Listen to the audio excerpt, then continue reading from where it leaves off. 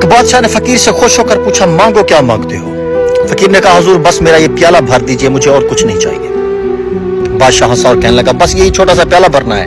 پھر بادشاہ نے سارے پہنے ہوئے جواہرات اس میں ڈال دیے مگر پیالہ نہیں بھرا۔ بادشاہ حیران ہوا، مگر یہ بادشاہ کی عزت کا معاملہ تھا۔ بادشاہ نے وزیروں کو حکم دیا، وہاں موجود وزیروں نے بھی اپنے جواہرات اتار کر پیالے میں ڈال دیا مگر پیالہ پھر بھی نہ بھرا۔ سلطنت کا خزانہ بھی منگوا کر ڈالا مگر پیالہ نہیں بھرا۔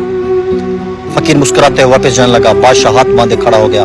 فقیر کا یہ جواب سب کو لاجواب کر گیا کہ حضور یہ خواہشات کا پیالہ ہے، اسے قبر کی مٹی کے سوا کوئی چیز نہیں بھر سکتی۔